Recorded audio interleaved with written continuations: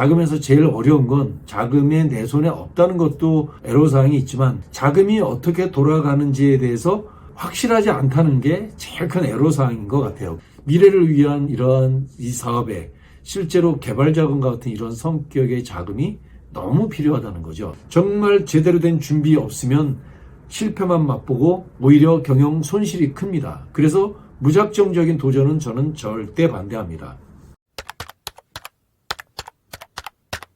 사장님이 가장 힘들어하는 사항이 무엇인지 물어봤습니다. 이 사장님은 경기도 화성에서 제조업을 지금 10년째 운영하는 45세의 대표님인데 매출은 현재 한 20억 정도 하는 대표님이에요. 실제 물어봤어요. 대표님, 제일 힘든 게 뭔가요? 물었더니 첫째 돈이랍니다. 물건 팔만 하려면 자재값 때문에 또 자재값 결제하느라고 돈 돌아오고, 사업 할만 하면 또 직원 월급날 돌아오고, 또 임대료 또 돌아오고, 이런 것 때문에 어쨌든 사업 할만 하면 돈 나갈 것들이 많은 것. 이 자금이 제일 어렵고 제일 힘든 문제랍니다. 자금을 대부분 내 돈으로 사업을 하는 대표님 굉장히 많으신데요. 어쨌든 이렇게 대표님이 사업을 한 걸 물어봤더니 처음에 내 돈으로 하다가 그 다음 가족 돈도 끌어오고 힘들다 보니까 은행에 집담보도 또 맡겼다가 또 자금도 끌어오고 그러다가 정책금융기관에 가가지고 하다 보니까 괜찮을 때도 있는데 재무가 여러 가지로 기업의 상황이 어려울 때는 정책금융기관에서 자금 쓰는 것도 또 만만치 않고 어쨌든 이러저러 평생을 10년을 사업하면서 자금이 제일 어렵다라고 합니다.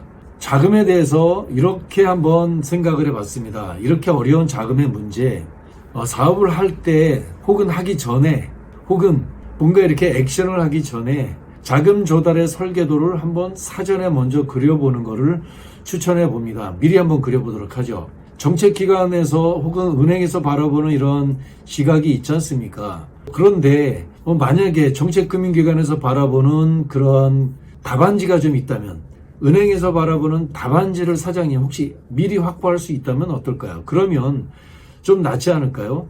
사장님이 제일 어려운 건 뭐냐면 그때 뭔가 자금이 불확실하다는 거예요. 사업도 불확실하고 직원 수급하는 것도 불확실하고 주문도 불확실하고 도대체 사장님 앞에 들여온 거는 불확실한 게 제일 많은 거예요. 뭐라도 하나 이렇게 불확실한 게 좀 거쳐내고 예측 가능한 걸로 된다면 좋겠는데 자금에서 제일 어려운 건 자금이 내 손에 없다는 것도 애로사항이 있지만 자금이 어떻게 돌아가는지에 대해서 확실하지 않다는 게 제일 큰 애로사항인 것 같아요. 그래서 한번 자금 관련해서는 한번 순서도도 바꾸고 자금 관련해서 한번 설계도와 밑그림을 금융기관이나 혹은 정책기관에서 파악하고 우리 기업이 자금을 어떻게 쓸 수 있는지에 대해서 설계도 답안지를 맞춰놓고 답안지대로 따라가 보자. 이런 걸 좀 말씀드릴 수 있을 것 같아요. 돌이켜본다면 대표님은 자금 조달의 순서를 한번 바꿔보는 것 어때요? 내 자금과 더불어서 자금 조달의 답안지를 가지고 설계도를 짜는 것, 요게 핵심인데 그래서 많은 기업 대표님이 금융기관 정책기관에서 부결 굉장히 많이 되는데 이런 사람을 찾아요.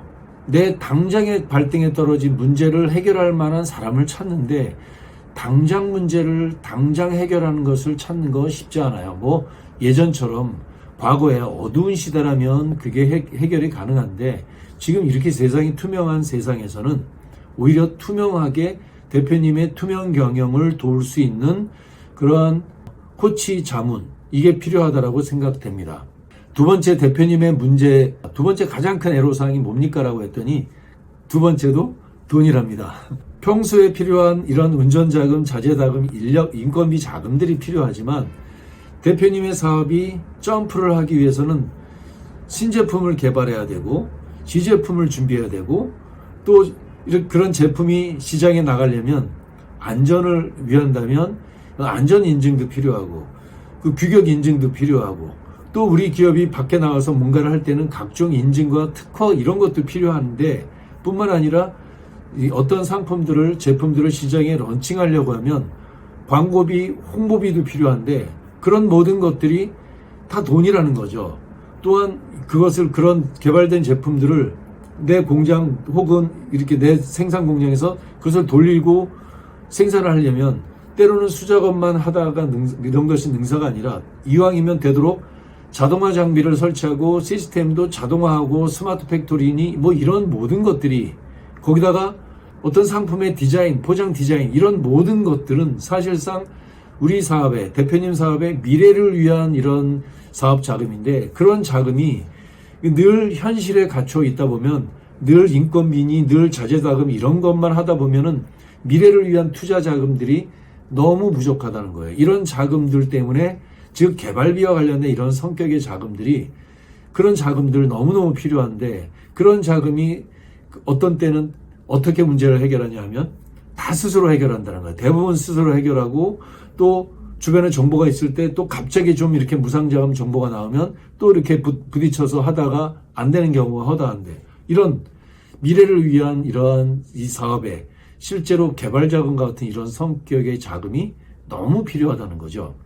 참 늘 문제가 많죠. 어렵죠. 자, 그런데 방법이 있습니다. 대표님, 방법이 있습니다. 어떤 거냐면요. 무상정부 지원 사업에 금방 이야기했던 그러한 회사의 미래를 위해서 도약한 그런 도약 관련한 자금, 즉 개발과 관련한 이런 자금들은 답이 있습니다. 무상정부 지원 자금. 중소벤처부를 필두로 해서 빅데이터만큼 자금이 많은데 문제는 이 자금이 난이도가 아주 높다는 거예요.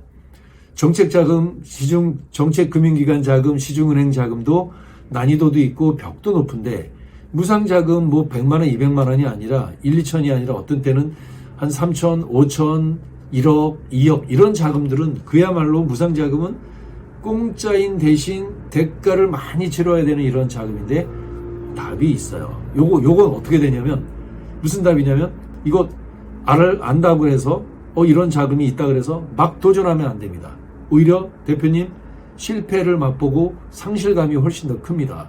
이런 자금은 벽이 높고 난이도가 높은 이런 자금일수록 준비가 훨씬 큽니다. 준비가 꼭 준비해야 되는데 어떤 준비를 해야 되느냐 마치 이런 겁니다. 혹시 대표님 자제분이 서울 시내에 있는 상위권 대학을 가려는데 상위권 대학 정보를 몰라서 못 갑니까? 그런 거 아닙니다. 알아도 못 가는 건데 어떻게 갑니까? 가기 위해서 체력을 키워야 되잖아요. 학생의 실력을 키우고 위대한 선생님을 만나고 코치를 만나서 전략을 짜서 6개월, 1년, 2년을 준비하는 것처럼 마치 이러한 무상정부 지원 자금은 그렇게 준비해야 되는 거예요.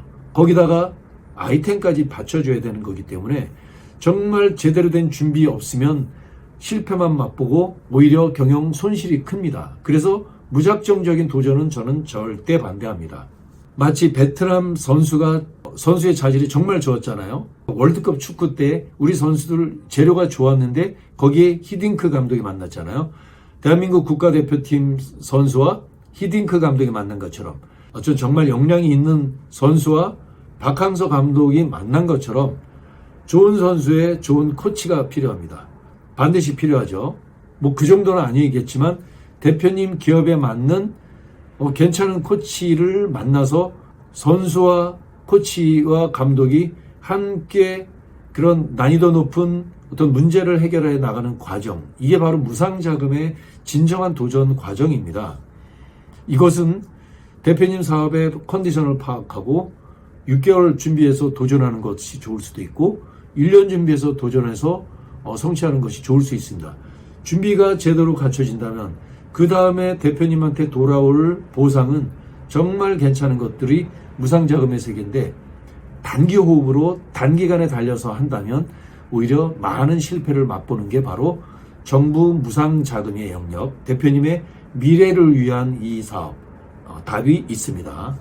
또 물어봤습니다. 대표님한테 물어봤어요. 세 번째 대표님의 고민이 뭡니까? 그랬더니 또 돈이랍니다. 아니, 첫 번째 운전자금 같은 정책자금, 은행자금이 있는데 두 번째는 또 무상자금 이렇게 있는데 세 번째 무슨 돈인가요? 했더니 세금이라고 합니다. 세금.